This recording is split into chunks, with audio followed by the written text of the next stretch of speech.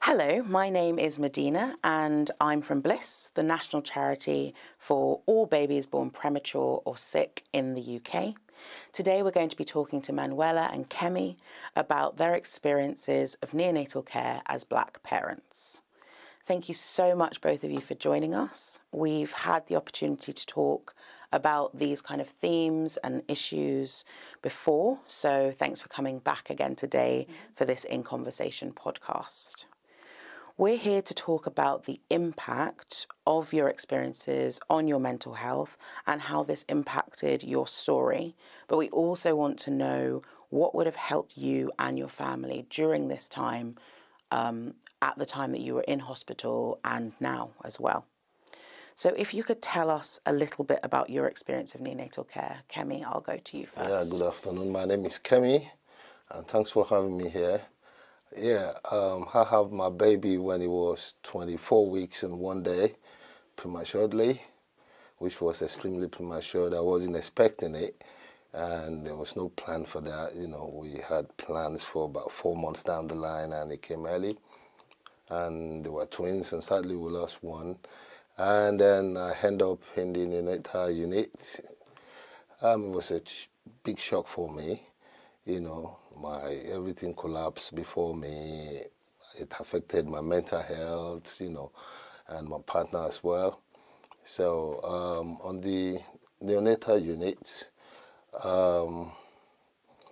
we end up there, and then life continues. We have to take it 1 day at a time, because first we were scared. The news we were hearing from, you don't know what to expect from how the baby's gonna, plan out, if it's gonna be okay, if he's gonna survive it. And then all this affected our mental health. We got support from the staff on the units, had a lot of discussions with the consultant there, the nurses, and regarding our mental health, which is the specific questions you're asking, isn't it? It was tough, it was difficult, a lot of trauma, and the journey we have to be, because we live in the rooms on the hospitals. There were some people that were there. It was occupied because they prefer to give it to people who live outside to reduce their traveling time. And I accepted, because when I was told, to be coming from home, so it was a little bit difficult at the beginning. It was difficult with mental health. It was terrible. It was difficult. It was hurting. A lot of trauma. A lot of crying at the beginning. But then you need to be there for the baby. You need to reset yourself, refocus, and at work, because I was working at the time, I had to take time off, take my annual leave, and they were good at work. They were supporting me well, and then at the hospital, they've got this family care who comes to us to ask us for what we want, what we need, asking if we're all right.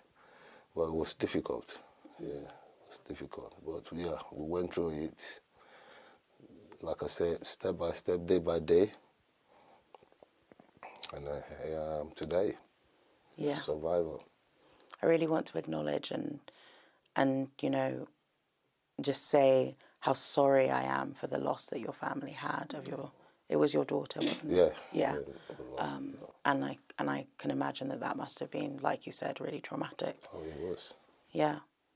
How about you, Manuela? What was your experience like? How long were you in hospital? What was the journey like for you? Okay, so I gave birth when I was 27 weeks and 6 days pregnant. I think the whole thing was really shocking, and to a certain extent, I probably am still shocked still today, 2 years later. But I think the whole experience was surreal, is how I would describe it. I would still say, if I look back, I just think it was all surreal. So because I didn't know what tomorrow was going to bring at any point. So essentially I was there for 10 and a half weeks with the baby. And I think it was just a case of taking each day as it comes because I didn't know what was going to happen the next day. I think that the staff, I think, were very experienced and are very experienced. So they probably knew that I would be going home with my baby, but I didn't know that because I hadn't had a NICU experience before, but I didn't even know what a NICU was. So there was a lot of uncertainty there. And I guess I was just hoping and praying that everything would be okay and that I wouldn't be separated from my daughter. Because when I think about it now, I think that was always a underlying thought, a thought that was in my mind, as in when will they need the room?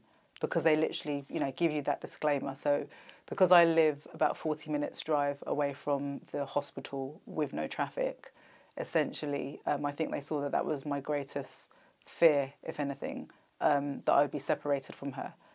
And they were able to support that by giving me accommodation. But then I was still told that that accommodation may not necessarily be available if there was somebody with a greater need. And when I say greater need, like a greater accommodation need, because it takes babies in from around the country. So if somebody is like 200 miles away and I'm like 15 miles away, then that person would get priority in that sense.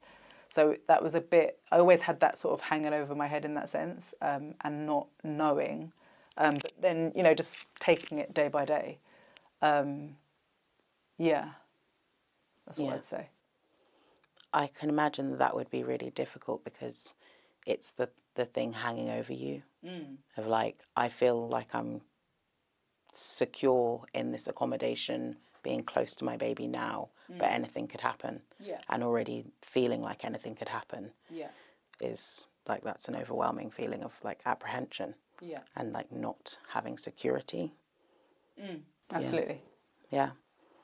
How long did you spend in the hospital? Oh, we spent about 4 months. Wow. Yeah, 4 months and a few days, 178 days. Wow. It was a long stay. Yeah. Going there every day.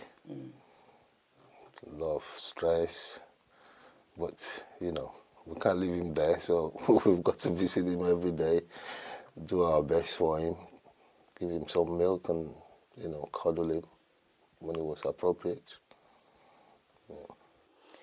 When we talked previously with both of you and some other parents, we did talk about the assumptions that were made about black families due to their race by other families that were on the unit, sometimes by healthcare professionals. And I'd be interested to kind of talk more about your experience on the unit as black people and black parents. Yeah, if that's something that you are comfortable to talk about, I'll go to you first again, Kemi. Oh, well, as a black parent, I think my experience personally, because of what I was going through at the time, the trauma and all the health things, and then the traveling, then I had to go back to work and visit. So I didn't really put my mind on, a lot of things. It's just to focus on my child when I go there. But as a black parent, the difference I could really point out at this minute is like my boy had infection and he was put in another room, which, at the end of the day, it became an advantage to me. I had that solitude with him, but thinking about it, because there are other children on the ward too that were infected, they got MRSA, for staying long in the hospital, and it was caused by staff. So we were told to go to our GP to do a swab to see if it was from us as parents, because we were visiting him every day, but it wasn't from us, we were clear. So it must have been from the staff. So I was thinking, is it because it's, foreign child? Maybe that's why it was separated in a room. But, that's one of the issues I noticed. Apart from that, I don't know what to say. But the the other things is like we discussed the last time, like when they're asking you for the type of support you needed from them, it becomes difficult because there were not specific support stated. So, and you have to wonder what's their aim, what's the plan, because you're scared, you know, there's a lot of questions that are being asked. Like, I remember I spoke about when they said something about safeguarding, they keep asking my partner, you know, if maybe I've been violating her, maybe I've, you know, I was abusive or I wasn't looking after her properly. And it was good if they've asked, you know, I'm not against such questions or such protective factors, but they asked one, because my partner is not very versed in English, so they asked one nurse from, you know, my country that works there. They asked her to talk to her separately behind me. She did, and then they called the GP, you know, to ask again, get a translator to ask, you know. So it became, and they've asked already, so it became a kind of, you know, I was annoyed about that because I was surprised. Why do they keep going on over one specific thing? It's like they want her to change her mind or something, you know, or to find a reason to fault me. So I found that, you know, I didn't find that right as well. Yeah, I can understand that. Like you said, you got why they would ask initially, and like that's an acceptable and standard practice to protect people. But to keep going back and going back, I think would make you feel, like you said, annoyed. I felt annoyed. I felt like, you know, is it because I'm a black person? Do they think I'm aggressive? And do they think, you know, I've been violating now? Or, you know, I don't know why they keep coming back and forth, asking the same question. It got to a point that my partner had to get annoyed as well. And, you know, I said, you know, she's not going to answer them if they ask her again. Yeah, that's difficult, especially coming from the people that you're also relying on to look after you and your baby. Especially people you don't really know, and you're giving them your best assets. Yes. Yeah. Yeah. How about you, Manuela? Did you experience anything that you felt was... Not to that extent, and if I just speak into that, I don't think that question is normal, because I definitely made friends with other white families on the NICU unit, and I know, and I'd bet money on it, they wouldn't ask that question even once. So there were husbands and wives and partners, girlfriends, boyfriends, etc., that had children. They won't ask that question. I know they won't ask that question because they would have told me. Because we were close in that sense, because we spent over 10 weeks together, and I know they weren't asked that. So as far as I'm concerned, if somebody's asking you that question, it's because they're suspicious. Yeah. You don't just go up to somebody and say, by the way, you experience any sort of domestic violence. Are you scared of your partner? No. So I think that's appalling. If you know, if you say it happened, then it happened. That's actually, in my opinion, I'm just listening to that, and that's not on. So I think they would just sort of overstep boundaries there at all, in that sense. And to ask continuously meant that they doubted the answer, the authenticity of the answer. That's not right. So yeah, that sounds a bit prejudiced, if I can say that. I will, and I have. Yes. So yeah, I think you can say that. Yeah. My experience was, I didn't sense any prejudice against me from the white staff in that sense. I think that they handled me with care. This is when I was in the NICU, in that sense, in terms of, it was mainly like nursing staff, to be honest with you. I didn't think that they treated me any differently. I did notice a difference, I would say, more in relation to staff that were not black. Sorry, that were not white even, in that sense. I think that I definitely noticed a difference in treatment in that sense. And I would say that was not once we were out of the, let's call it, the cautious danger zone. So not when we got to like the final room, which is like preparing you to go home, and I was in that room for a very long time, but in the second room that we were in, basically. I didn't find them very warm, but I would notice that the interaction was different with other parents, etc. That's what I definitely did pick up on. I think generally speaking, I would say that there is a difference, just generally speaking, between, black and white people in the sense of the way that we deal with things. And I'd say that maybe there needs to be more training in relation to that. So whilst I'm saying that I wasn't treated any differently, I still think that they need to still be aware of the differences between us in that sense. So just because I'm not saying that there's a problem, just because I'm not saying, oh, I need help, doesn't mean that I don't need help. They have to appreciate the background that I come from and the help that may have been offered in the past. None. But do you understand what I mean? So therefore, because of our ancestry, our heritage and stuff like that, we have been brought up to just fend for ourselves and to not ring the alarm, even if the alarm should be, do you understand what I mean, should be rung. So we're not going to start crying, we're not going to start stamping our feet and looking for attention, because essentially, even though, yes, I've lived in the UK practically all my life, I still feel like a visitor here, because so many people have made me not feel welcome throughout my years. Do you understand what I mean? So when I'm in that place, even though, yes, I'm a British citizen, I still feel like a foreigner, because it's the way that British white people have made me feel over the years. So in that sense, I might say that I'm fine and I'm okay, but it doesn't necessarily mean that's the case. So I kind of think that extra training in relation to that, and specifically in relation to mental health, because I can tell you that I felt that by speaking to the psychologist, or I think that's what he was, I felt that I would be putting him out, or that I would be taking up time that maybe somebody else could use. Do you understand what I mean? So like, whilst, yes, I saw him like within 24 hours of my baby being admitted onto the NICU, I still didn't feel that I could approach.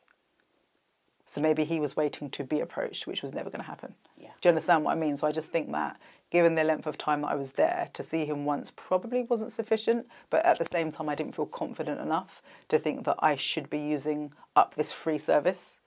So, yeah. Yeah, that's interesting. Do you feel like not having that level of safety and to be vulnerable in an environment, like you say, you've said that you're made to feel basically essentially different to the white norm of the UK. Yeah. Do you feel like that means that you feel less safe? Absolutely. And that's not, and I'm, there's nothing that the staff done there to make me feel unsafe. But at the same time, I can say there's nothing they done to make me feel safe. Yeah. But they didn't make me feel unsafe. But our experience, so generally we're going into that hospital knowing the average black person's experience in a hospital. So one of the first things that you want to do is you want to make sure that you and your baby get out of there alive. Do you understand what I mean? And because you know that they are looking after your vulnerable baby, the last thing that you want to do is even complain or say, can you? Because actually, I don't know how to do what they're doing for the child. So therefore, you just have to keep it, well, in my opinion, I just felt that I just had to keep it, as subtle and basically be quiet, is how I felt. So I just, I'm not from, I don't feel entitled, put it that way. That's just not me. That's not my upbringing. I'm not entitled. This is my baby. I'll take care of her. Do you understand what I mean? And you guys are now helping me. But I don't have that sense of entitlement there. So therefore, I was grateful for that she was receiving the care that she was getting. And I was grateful that I was receiving the care that I was getting, not believing that I could actually get anything more in relation to that. So I just think that because of my overall experience in the United Kingdom and the extent of racism that exists in the United Kingdom, and then there are the statistics about, black women who don't survive childbirth. And I know that I'm a black woman and I'm there on my own as well. Do you understand what I mean? So it's almost like your life and now your baby's life is in their hands. They're the ones with all the injections and stuff and have got all of this stuff that they can be putting inside of you and you don't even know what it is. So, there's not that. I can't say that I felt 100% safe, but I just had to trust and go with the process But yes, again, I'm not blaming them for the fact that I felt like a foreigner, but I am blaming this country for the fact that we continuously feel like foreigners. Exactly. It's not necessarily about, although individuals make up the surface, so it's not to say that individuals don't have responsibility. It is about institutional racism as opposed to individual racism that creates an atmosphere, I think, that makes you feel vulnerable. And I wonder whether that's something that isolates you from other parents who were maybe not black or maybe white, that you don't have the same necessary experience that they have. I know that you said that you had relationships with other parents on the NICU because of the length of stay that you had. You had quite strong bonds that you formed. Yeah. And I have to say, like, I do think that the nursing staff, to me, they were absolutely fine. They were fine. Like I said, I did notice a distinction between my treatment and their treatment for staff that were not white in that sense. There was like this, I don't know, favoritism going on. And do you understand what I mean? But I have to say, like, with the staff, in terms of the nursing staff, for me, they were fine. And I would always say that I'm fine in that sense. So I do think that they helped me. They let me stay there. Do you understand what I mean? And they did encourage me. So I can't take that away from them in that sense. But I think that, I guess it's one of those things, and I think some people are uncomfortable with this concept, which is, I don't know if it's called like positive discrimination. Yeah.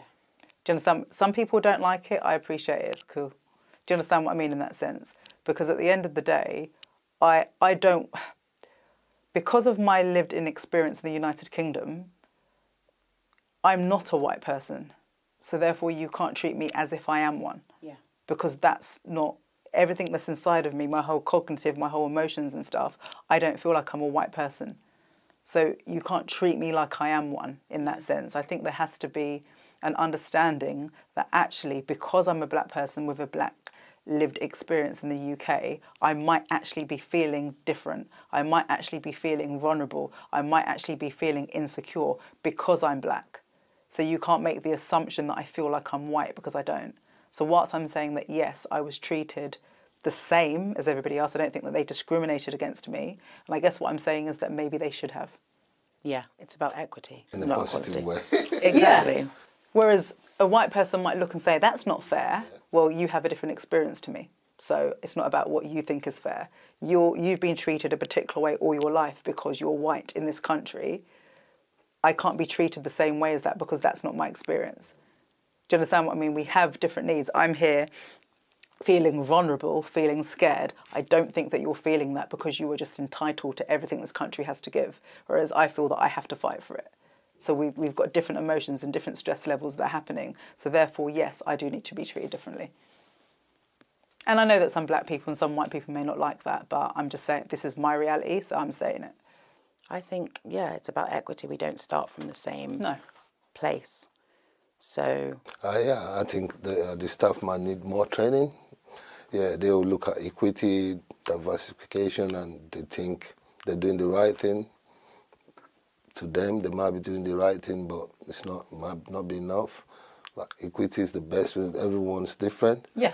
And you should treat us, according to our needs. According to our needs, yeah, exactly. Yeah. And what do you think your needs were as a black family, as a black parent, as a black father?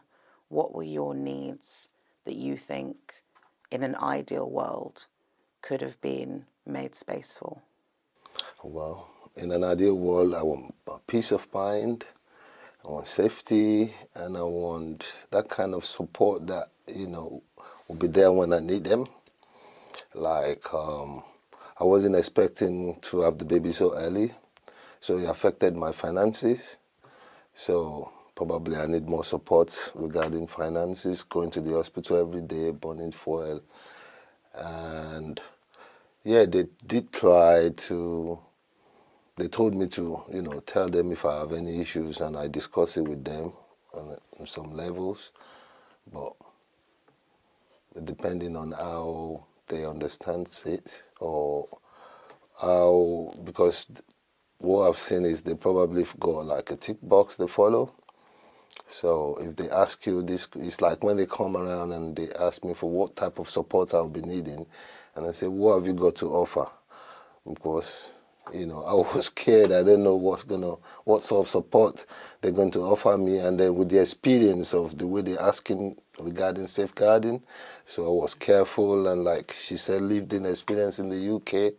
I don't want anything to affect my child, like, you know, I don't want anyone to take my baby away. Mm-hmm. So that became a great scarce behind in my mind. So anything, if they're asking me for support, I'll be skeptical. You know, I want to know what is on offer. I want to know where this is leading to. Mm-hmm. Because there's a lot of, we can help you with this, we can help you with that, but actually it's just a bit of talking. There's nothing actually coming out of it. These are things you probably might deal with your own friends and family. So, yeah, for an actual support to be there in an ideal world is just to keep on asking, especially like black communities. We assume to be, like she said, we say we're fine, you know, superficially, but we might have troubles behind us or we're dealing with issues. So, but if they keep coming several times asking us questions, so that will probably help. Yeah. I think that's a really important point of coming back and allowing it to kind of, you to get to feeling safe and comfortable. And like you said, knowing what's on offer and what those things, what the journey is, what the avenue is that's leading down. Exactly. Yeah. You know, not wanting to have your baby taken away from you is a legitimate fear. And you need to know what's happening, what's going on. Like my partner, after about 2 or 3 weeks, she started losing her memory. So, and she spoke to a psychologist on the ward. They, you know, they said this happens to all women, that after birth or traumatic birth, they tend to lose their memory a bit, and then, you know. But then, before she told them, I was scared, because if she's losing her memory, you know, not that she's going bonkers, but, you know, she forgets few bits. Like if you ask her something, she will have to think a lot before she answers, which is probably from these traumatic experiences. So I was scared that, you know, they might be thinking she might not be able to look after the baby. So things like that. Was that the thing that you were most fearful of? Yeah, I was scared about that. And I had to take, you know, many hours off work just to be around, to give that stability that, yes, we can do this. Yeah. And how about you, Manuela? Do you feel like that was also your biggest Yeah, I fear? think on the back of what you just said, I completely agree. Because again, you have to remember our lived experience in this country, and in this country, they're very good at putting people that are black in mental institutions. Many are trying to get out, and maybe they shouldn't be there in the first place. So we have a history. We have a history where social services come in, ask questions later, and act first, and they take away our children. So this is what we know that happens within our communities. So obviously, if you've had your baby, you don't want the baby to be taken away. So through fear, I think my standard response will be, I'm fine. Even through my pregnancy, even if I was crying through my pregnancy and feeling not so great, the midwife calls me, I'm fine. Because I'm not being put on a list where you're getting ready to have my unborn child adopted. Not happening. But I don't trust the system. Do you understand what I mean? Yeah. I don't trust them with my child in that sense. So I will do whatever I have to. I know that I'm a safe person, so I'll do and say whatever I have to say to keep my child with me in that sense, when it comes to mental health. So I think that just having some assurances, and I think the thing that the thing that may not be understood is that we are always wondering why you're asking questions. Like, why are you asking that? Because you're asking lots of questions, but I'm not seeing the action points. You're just asking. So what are you going to do? So I would prefer a system where they say, we've got all of these resources available, tick the box of the one that you would like or the ones that you would like. because I need to know why you're asking me that. So if you're asking me if I haven't got enough money, why are you asking me that? Are you going to be buying my travel system for my child? Are you going to be feeding me every day? Are you going to be providing me with new, baby wipes and nappies for the first however many months? Are you going to be providing me with baby grows? I don't know why you're asking me that. So I need to know why you're asking me that. In fact, just ask me what I need and I'll tick the box and then please deliver it. How about that? That's what I prefer. That's more practical help. I think that, while we're talking about an ideal world, if we're recognising that actually a black person's lived experience in the United Kingdom is different, then I think maybe there needs to be like a provision for black parents. And it's like saying sorry to the others, this is not for you. Because what it is we're talking about people that are disadvantaged. So we're not saying disabled, but we're saying disadvantaged. So when people have a disadvantaged experience in the UK, what it is they get other provisions because of the disadvantage. So whether other people want to accept that this is our disadvantage, it is. It's our disadvantage when it comes to employment. It's our disadvantage when it comes to just going to the shop and having the security guard following you around the shop. It's our disadvantage even in education with fair marking and things like that. It's our disadvantage when the police look at us. We are disadvantaged in this country, full stop. So therefore, even in the medical system, etc., we are disadvantaged. So as a result of that, and again, I'm talking ideal world, I'm not entitled, so I'm not expecting it, but you've asked in relation to an ideal world. So in an ideal world, there'll be a section, Black Bliss, not really, but there'll be a section. I'll take that to the CEO, don't worry. There'll be a section here where you would say, actually, oh, hi, Manuela, we can see that you're a black parent, so just to let you know, these are the things that Bliss can specifically do for you because there's funding specifically for you as a black parent. Because I'm just saying that, I think I mentioned this when we spoke before, even in terms of finances. Okay, cool, on paper, I can support myself, it's not a problem, and my child. However, my maternity leave is starting 3 months earlier than I thought it was going to. So even this thing that the government have done to say, oh, if your baby's in the NICU, you can have extended maternity leave, but what you're actually telling me is that I can get paid £160 a week for longer. I don't know what to do with £160 a week. Do you understand what I mean? It's not going to pay my mortgage. It most certainly isn't going to pay my electricity bill and gas. Do you understand what I mean? Or put fuel in my car. So that's all the government have done there. What you've done is you've just said, I can have £160 a week for a longer period of time. That doesn't cut it. I had to start my maternity leave in April rather than July. Do you understand what I mean? So therefore, I still took the same amount of maternity leave. It just meant I had less maternity one-on-one time only with me and my child because the baby was born in April and I ended up going back to work at the end of August. But I got home in July. Yeah. It's baby born in April. I get home in July. The following month, I'm getting ready to go back to work because I'm not going to be having my income coming in. I want 100% of my income. I don't want £160 a week. Yeah. So I'm saying it's things like that that I think were not understood or taken into consideration. So therefore, I didn't qualify for any help because, yes, my salary is okay. But I'm going to be subject to £160 a week. I haven't worked hard to be getting £160 a week. So I'm just saying that there are just a few points that just were not quite acknowledged in that sense. Whereas people, yeah, I'm just saying just in comparison, it's just, yeah. I think everything that we've talked about has been kind of about not necessarily feeling safe and not necessarily feeling supported in the way that you could have been, because we've talked about gratitude. You both have like gratitude and 100% for the service that your family was provided with, your babies, yeah, safety, mm-hmm. but to not feel like there is more that can be done, I suppose. Yeah, I think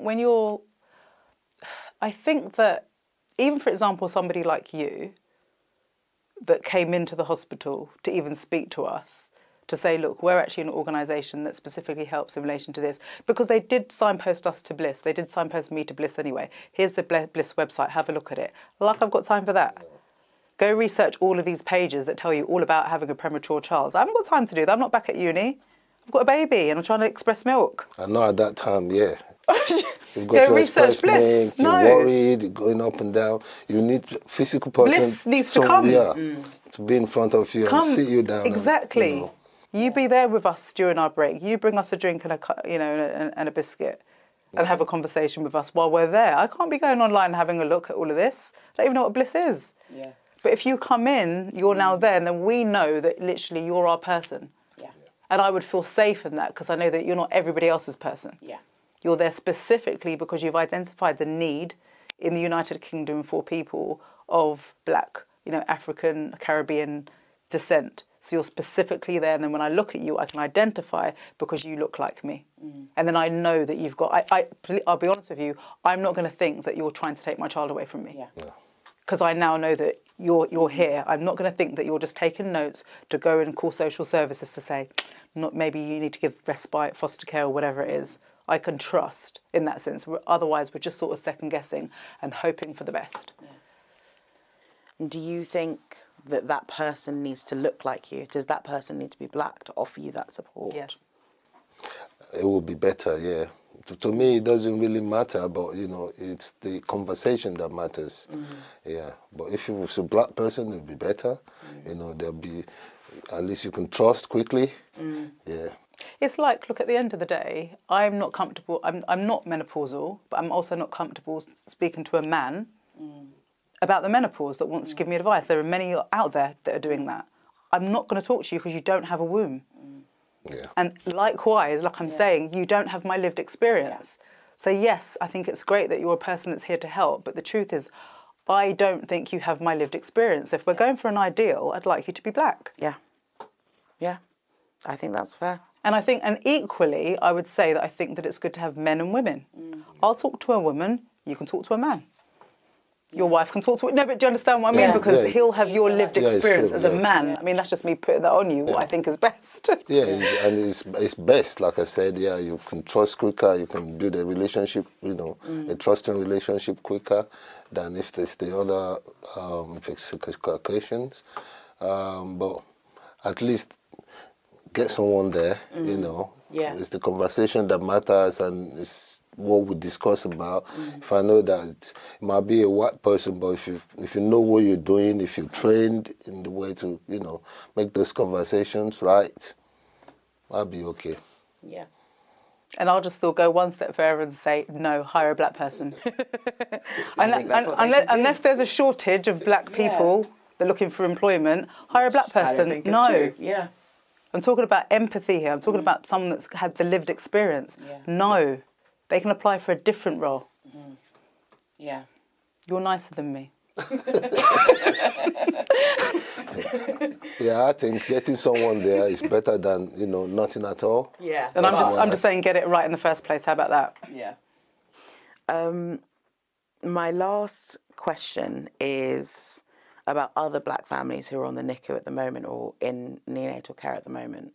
Is there anything that you feel like helped you, that was in your control, that you would tell them to do or give them a message that would help them? I'll go to you, Kemi, first. Yes.